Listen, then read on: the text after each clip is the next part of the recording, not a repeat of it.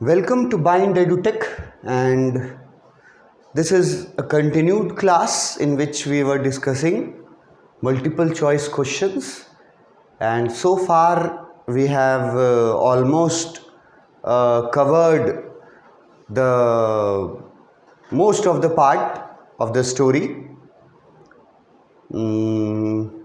हमको लगता है कि अब बस कुछ ही और क्वेश्चंस बचे होंगे, 2 4 5 क्वेश्चंस होंगे और पिछली क्वेश्चन में जो ये क्वेश्चन मैंने पिछले वीडियो में किया था कि एडल्ट लोग किस चीज़ को सिग्निफाई करते हैं, उसके बारे में मैंने ये बताया था आपको कि मीनिंग तो पता होना ही चाहिए, साथ में यहाँ पर ना डिसीज़न मेकिंग चेक करता है स्टूडेंट्स का। कुछ बताया नहीं गया, लेकिन कहानी में एक लिख करके नहीं दिया गया, लेकिन कहानी पढ़ने के बाद आपका भी तो कुछ काम है ना कि सोचें कहानी के बारे में कि क्या सही हुआ, क्या गलत हुआ, क्यों हुआ। तो ये वाला आंसर, मैच्योरिटी और एक्सपीरियंस वाला आंसर, ये जो स्टूडेंट गहराई से चैप्टर में जाएगा वो सही चुन पाएगा, अदरवाइज़ बहुत कंफ्यूजिंग क्वेश्चन रहेगा वो, अगर आप गहराई से इस चैप्टर को नहीं पढ़े हैं तो। नेक्स्ट क्वेश्चन पे आते हैं, क्वेश्चन नंबर 42 जो मैंने डिस्कस किया था, क्वेश्चन डिस्कस कर दिया था, 2 वर्ड का मीनिंग मैंने बताया था जो बहुत इम्पॉर्टेंट है। एक रिचुअल, मतलब रोज़मर्रा का काम जो रोज़ करना है, और दूसरा कोर, मतलब कि वो काम जो रोज़ आपको करना है वो काम आप करना चाहते नहीं हैं, ज़बरदस्ती बिना इच्छा के, you have no options but you have to do it. तो मैंने बोला था कि ऐसे बहुत सारे काम होते हैं जो कोई नहीं करना चाहता लेकिन करना सबको पड़ता है, ठीक है, तो ऐसे काम को कोर बोलते हैं। क्वेश्चन पूछा कि जैक जो है वो कहानी सुनाना जब शुरू किया था 2 साल की उम्र से, जो 2 साल की उम्र की थी उस समय से, तो वो कहानी सुनाना अब उसका रूटीन बन गया था, ठीक है, लेकिन साथ ही साथ ये भी बोल रहा है कि अब उसका मन नहीं करता था कहानी सुनाने को। चैप्टर के टेक्स्ट में, टेक्स्ट बुक में ये बात क्लियरली हिंट किया गया है। जिन लोगों ने टेक्स्ट बुक पढ़ा होगा वो लोग रिकॉल कर सकते हैं कि जैक का दिमाग अब खाली हो चुका है कहानियाँ सुना सुना करके। 2 सालों से वो हर इवनिंग को और सैटरडे के दिन दोपहर को स्टोरी सुनाता था बेटी जो को। 2 साल की उम्र से शुरू किया, 2 साल बीत गए, तो इन 2 सालों में, बीते हुए 2 सालों में सारी कहानियाँ जो हैं वो फिनिश हो गई थी। जैक इसलिए लिखा भी है टेक्स्ट बुक में कि उसका माइंड जो है वो अब एम्प्टी हो गया था, खाली हो गया था, फादर जैक का माइंड, ठीक है। तो अब वो मतलब अपनी इच्छा से स्टोरी नहीं सुनाते थे। पहले जब शुरू किया था तो इच्छा से शुरू किया था, मतलब कि मन से सुनाते थे, उनको भी मतलब अच्छा लगता था सुनाना। लेकिन जब ये 2 साल तक रूटीन चला तो प्रेजेंट सिचुएशन ऐसा है कि सुना तो रहे हैं क्योंकि वो तो रूटीन बन गया है, लेकिन वो करना आपको अब पसंद नहीं है। आप बस फॉर्मेलिटी के लिए वो कर रहे हैं, only for formality. You did not like doing these things. तो जो स्टोरी टेलिंग था वो अब फॉर्मेलिटी के लिए कर रहा था, वो है ना। ये पूछा है क्यों ऐसा बोला गया, वाई। ऑप्शंस देखो। पहला, because it became a routine to make जो स्लीप, क्योंकि ये स्टोरी टेलिंग, कहानियां सुनाना, ये एक रूटीन बन गया था जो को सुलाते वक्त या जो को सुलाने के लिए ये एक रूटीन बन गया था स्टोरी टेलिंग। दूसरा ऑप्शन है because it was becoming interesting day by day, कि मतलब 2 साल से सुनाते आ रहा है और हर दिन स्टोरी में जो है वो इंटरेस्टिंग होते जा रहा है। जैक के पॉइंट ऑफ व्यू से देखना है कि जैक के लिए स्टोरी और इंटरेस्टिंग होते जा रहा है 2 साल से जो सुना रहा है। तीसरा ऑप्शन है फ्रेंड्स वर लाइकिंग इट, कि जो दोस्त थे वो उसके स्टोरीज को पसंद करते थे। और चौथा ऑप्शन है नन ऑफ अबव। तो जो स्टूडेंट ये और ये वर्ड समझ गया, वो स्टूडेंट जो है वो ये तीनों ऑप्शंस को रिजेक्ट कर देगा, क्योंकि एक में लिखा है कि स्टोरी टेलिंग जो है वो और इंटरेस्टिंग होते जा रहा था, जबकि कहानी में हम बताए हैं कि अब दिमाग में अब स्टोरीज आते नहीं थे, इट वॉज बिकमिंग डिफ़िकल्ट, और यहाँ लिख दिया है बिकमिंग इंटरेस्टिंग, तो ये तो कट गया। फिर यहाँ है फ्रेंड्स, ऐसा भी कोई जिक्र नहीं है कि फॉर फ्रेंड्स को अच्छा लगता था, ये भी कट गया, ठीक है। और ये जो ऑप्शन है जिसमें लिखा है कि अब स्टोरी टेलिंग ऐसा काम हो गया था जैसा कोई रूटीन बन गया हो, और वो रूटीन था जो को सुलाने के लिए, और जैक को अब ये रूटीन भारी लगने लगा था। तो ये जो कोर वर्ड है ना कि बिना इच्छा के कोई ऐसी काम करना जो कंपलसरी हो, तो कंपलसरी था स्टोरी सुनाना,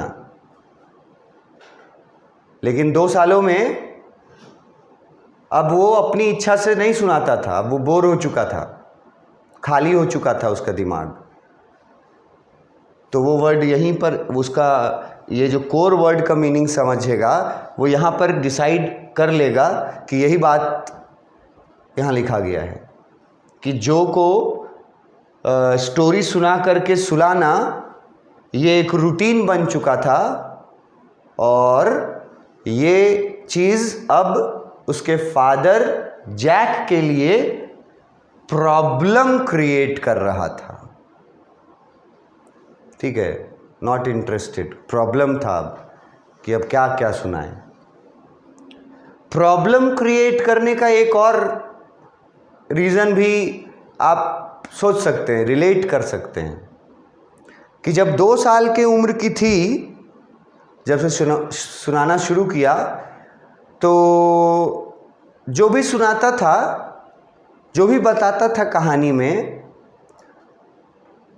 जो सब कुछ सही मानती थी, सब मतलब उसके फादर द्वारा बताई गई स्टोरीज़ को जो क्वेश्चंस नहीं करती थी, लॉजिक्स नहीं ढूंढती थी शुरुआत में, लेकिन जैसे जैसे उम्र बढ़ता गया तो जो कहानी सुनाते वक्त वाई हाउ का जो इंटरप्शन है बाधा उत्पन्न करना, क्यूरियोसिटी उसको अगर पॉजिटिवनेस में पॉजिटिव लोगे तो ये बढ़ गया था अब, इसीलिए भी अब जैक के लिए ये स्टोरी टेलिंग का रूटीन जो था वो एक ऐसे काम जैसा हो गया था जो काम करना कंपलसरी भी था और जो काम करना चाहता नहीं भी था, फिर भी करना पड़ रहा था। ये भी एक अच्छा क्वेश्चन है, और अगर इसमें मीनिंग नहीं समझ पाए तो फिर इसका आंसर, सही आंसर ढूंढना मुश्किल हो जाएगा। 43 number question, what is the moral of the story. अब ये भी एक ऐसा क्वेश्चन है, मोरल, जो कि स्कूल टाइम से ही हिंदी और इंग्लिश सब्जेक्ट में किसी भी स्टोरी के बारे में ये एग्जैक्ट यही क्वेश्चन सब स्टोरीज में पूछा जाता है। ये कोई भी कहानी पढ़ाया गया तुमको 7th में, 8th में, 9th में, 10th में, 11th में, इंग्लिश और हिंदी में सब्जेक्ट में जो भी स्टोरीज सुनाया गया आपको, वो स्टोरीज वैसे ही बिना कोई कारण के सिलेबस में नहीं ना शामिल है। हर स्टोरी जो आपके सिलेबस में है वो हर स्टोरी आपको एक मोरल देने के लिए पढ़ाया जाता है। मकसद उसका ये है, मोरल ऑफ द स्टोरी, मतलब इस स्टोरी से क्या मैसेज देना चाहते हैं ऑथर जॉन अपडाइक। तो ऑप्शंस देखो, क्या तुमको दिक्कत होता है ऑप्शंस में, या क्लियर हो जाएगा एक बार में कि क्या मोरल था। पहला है कि इस कहानी के द्वारा ये मोरल दिया गया, ये संदेश दिया गया है कि पेरेंट्स आर वाइज। पेरेंट्स जो होते हैं वो ज़्यादा बुद्धिमान होते हैं, and know what is best for them. और पेरेंट्स के पास जो मैच्योरिटी होता है और जो एक्सपीरियंस होता है, उससे पेरेंट्स लोग ये ज़्यादा अच्छे तरीके से जानते हैं कि बच्चों को क्या करना अच्छा रहेगा उसके लिए और क्या करना बुरा रहेगा। What is best for them, यहाँ देम का मतलब है चिल्ड्रेन। तो पेरेंट्स जो हैं उनके बारे में बोला गया कि क्या स्टोरी में ये बताने की कोशिश की गई है कि पेरेंट्स जो हैं वो वाइज होते हैं, बुद्धिमान होते हैं, और वो हमेशा अपने बच्चों के लिए बेस्ट ही सोचते हैं। दूसरा option, mothers should not interfere in their children's affairs. मतलब क्या ये स्टोरी से ये मोरल मिलता है कि मदर को बच्चों की ज़िंदगी में इंटरफेयर नहीं करना चाहिए, अपने बच्चों की ज़िंदगी में। तीसरा ऑप्शन है, मदर्स आर क्रूएल। अभी ये क्रूएल्टी वर्ड आया था ना, क्रूरता। तो क्या इस स्टोरी से के द्वारा ये बताया जा रहा है कि मदर्स जो होती हैं वो क्रूर होती हैं, वो क्रूएल होती हैं।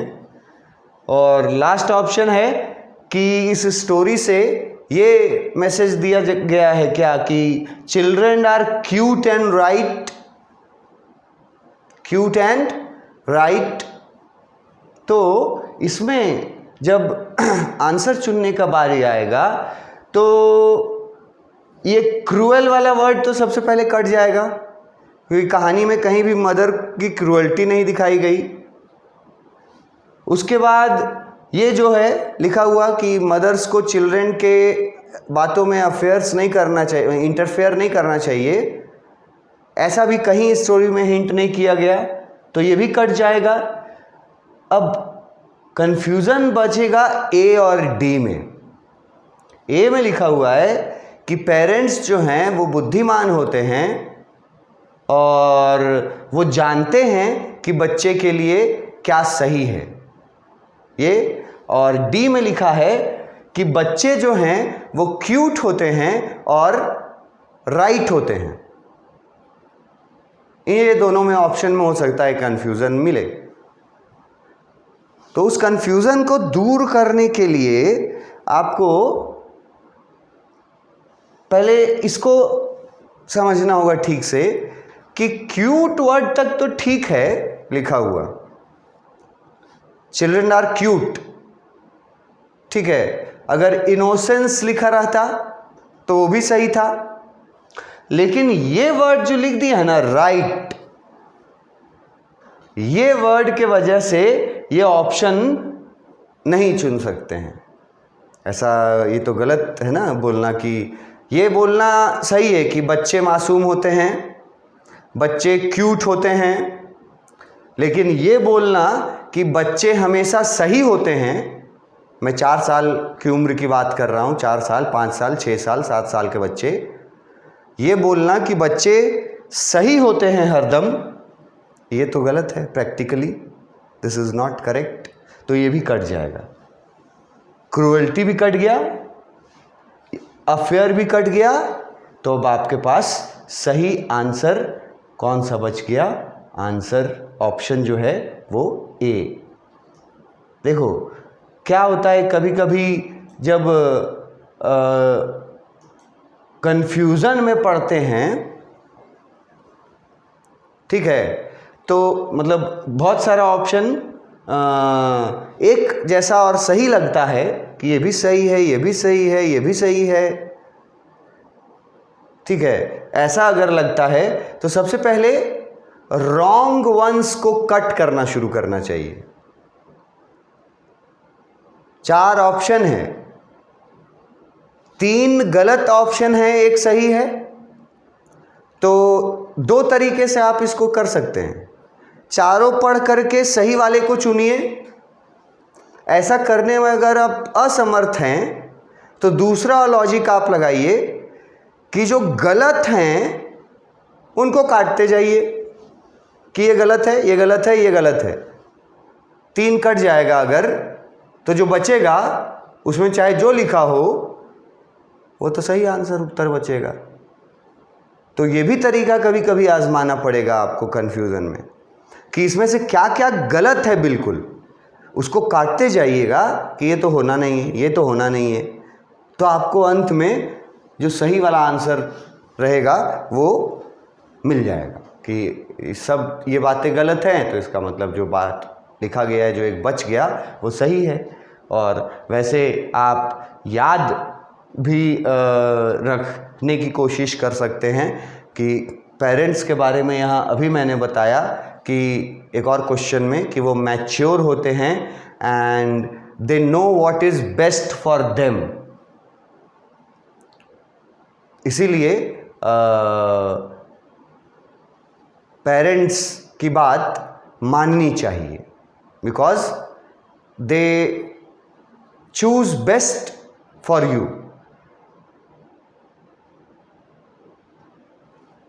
Parents are wise and know what is best for their children. यही इस चैप्टर का मोरल है, मैसेज है। नेक्स्ट क्वेश्चन है, what is different about Roger's story. ये क्वेश्चन पहले समझने में अपने आप में है इंटरेस्टिंग। क्वेश्चन जैसा पूछ दिया है, what is difference about Roger's story. Roger story में एक थोड़ा सा एक वर्ड और यहाँ लगना चाहिए था। ये टिपिकल बात कर रहा है रॉजर स्कंक का कहानी, जो ये कहानी जो कहानी हम लोग पढ़े हैं। तो स्कंक इसलिए नहीं लिखा क्योंकि यही स्टोरी का हम लोग मल्टीपल चॉइस क्वेश्चन देख रहे हैं, तो ये ऑब्वियस है कि रॉजर यहाँ स्कंक को बोला गया है, रॉजर स्कंक। तो क्वेश्चन पूछा कि कहानी तो बहुत समय से सुनाते आ रहे थे फादर जैक कहानी अपनी बेटी को, जो 2 साल से सुनाते आ रहे थे। लेकिन ये वाला जो स्टोरी उन्होंने सुनाया, रॉजर स्कंक वाला स्टोरी जो सुनाया, उसमें और बाकी सुनाए गए स्टोरीज में डिफरेंस क्या है? ये बहुत अच्छा क्वेश्चन है कि बाकी स्टोरीज में और इसमें डिफरेंस क्या है इस स्टोरी में। और ऑप्शन पढ़िएगा, जो लोग पढ़े होंगे कहानी वो लोग सुन लेंगे, ठीक है। पहला ऑप्शन, जो had a different opinion from her father, कि इस कहानी में और बाकी कहानियों में ये फ़र्क है कि जो का ओपिनियन अपने फादर के ओपिनियन से डिफरेंट है इस कहानी में। दूसरा ऑप्शन दिया है, दिस वॉज मोर इंटरेस्टिंग, कि ये रॉजर स्कंक वाला कहानी जो है ये ज़्यादा इंटरेस्टिंग है। तीसरा ऑप्शन दिया है, इट हैज़ अ विजार्ड, कि ये कहानी इस तरह से डिफरेंट है क्योंकि इस कहानी में विजार्ड है। और चौथा ऑप्शन दे दिया, नन। तो विजार्ड तो हर कहानी में होता था, जो बेसिक स्टोरी लाइन था, जो हमने बार बार डिस्कस किया है कि विजार्ड तो हर स्टोरी में था, ठीक है। और ये जो रॉजर स्कंक वाला स्टोरी बाकी स्टोरियों से ज़्यादा ज़्यादा इंटरेस्टिंग था, ऐसी कोई बात लिखी नहीं गई है। जिन लोगों ने पढ़ा होगा चैप्टर, उसमें कहीं ये हिंट नहीं किया गया कि बाकी कहानियों के मुकाबले ये वाला कहानी ज़्यादा इंटरेस्टिंग था, ऐसा कुछ कहीं मेंशन नहीं है। नन जो है वो ऑप्शन गलत है। तो जो ए वाला बचता है, ये पढ़े हुए स्टूडेंट्स के लिए ये आंसर चुनना आसान रहेगा और क्विक रहेगा कि अभी तक जितना स्टोरीज सुनाया था जैक जो को, उन स्टोरीज में और अभी वाला रॉजर स्कंक के स्टोरी में डिफरेंस ये है कि इस स्टोरी के एंडिंग में कहानी जब फिनिश करता है, जैक हर बार कहानी फिनिश करता था। स्टोरी लाइन याद करो कि उसकी कहानी कहाँ फिनिश होती थी। हर बार उसकी कहानी फिनिश होती थी रात में। पूरी फैमिली, रॉजर की फैमिली खाना खाते थे साथ में, और उसके बाद रॉजर सोने चला जाता था और यहाँ स्टोरी फिनिश हो जाता था। अभी तक जितना स्टोरी सुनाया था ऐसे ही फिनिशिंग करता था स्टोरी का। लेकिन इस स्टोरी में जो फिनिश किया, उस फिनिशिंग से जो एग्री नहीं करती है, यही इस स्टोरी को बाकी दूसरे स्टोरीज से डिफरेंट बना देता है। बिकॉज जो has her own opinion which was entirely different from her father's opinion, and this was the first time, ये पहली बार हुआ था कि जो अपना ओपिनियन बनाई थी, और ऐसा ओपिनियन जो उसके फादर के ओपिनियन से बिल्कुल डिफरेंट था। यही इस स्टोरी को अलग करता है। डिफरेंट ओपिनियन ऑफ जो फादर बोलते हैं कि मदर ने सही किया रॉजर स्कंक का बैड स्मेल वापस दिलवा करके, मगर जो तैयार नहीं होती है, जो बोलती है नहीं ये गलत किया मदर ने, she is a stupid mom, उसको वापस से बैड स्मेल नहीं करवाना चाहिए था रॉजर स्कंक का। तो ये डिफरेंट ओपिनियन फर्स्ट टाइम देखने को मिला, यही इस स्टोरी को बाकी स्टोरी से अलग कर देता है। इसके आगे कुछ और क्वेश्चंस बचे हुए हैं, बहुत कम ही बचे हुए होंगे, वो हम लोग अपने नेक्स्ट क्लास में कवर करेंगे। और उसके बाद हम लोग फिर इस चैप्टर से जो शॉर्ट क्वेश्चन आंसर टाइप देगा, ठीक है, ये एमसीक्यू हुआ, मल्टीपल चॉइस क्वेश्चन, ये ख़त्म करने के बाद मैं आपको कुछ मल्टीपल चॉइस क्वेश्चंस का एक्सरसाइज भी दूंगा असाइनमेंट के रूप में, आपके ऐप में आपको मिलेगा, जिसमें अनसॉल्व्ड, मैंने अभी तक जितना बताया है सब सॉल्व्ड है। मैंने क्वेश्चन भी बताया, आंसर भी बताया, कारण भी बताया, लेकिन अब आपको परखने के लिए हम जो क्वेश्चंस हैं, इन क्वेश्चंस के अलावा और कुछ क्वेश्चंस जो पूछे जा सकते हैं मल्टीपल चॉइस में, वो क्वेश्चंस बना करके आपको आपके असाइनमेंट के रूप में देंगे, उसको आप ट्राई कीजिएगा। वो क्वेश्चंस, ये क्वेश्चंस नहीं रहेंगे, इनको रट करके वो नहीं बना सकते आप, वो एकदम डिफरेंट रहेंगे, लेकिन इसी कहानी के बारे में रहेंगे। तो ये करेंगे हम लोग, असाइनमेंट आपको देंगे हम, और शॉर्ट क्वेश्चन आंसर जो 2 नंबर का कैटेगरी में, 3 नंबर का कैटेगरी में, या 4 नंबर का कैटेगरी में, या 5 और मैक्सिमम 6 नंबर का कैटेगरी में एक क्वेश्चन जो पूछे जाते हैं, इन कैटेगरीज के क्वेश्चंस। तो इस चैप्टर से इन कैटेगरीज में कौन कौन से इम्पॉर्टेंट क्वेश्चंस पूछे जा सकते हैं, ये हम लोग आगे फिर डिस्कस करेंगे। Thank you.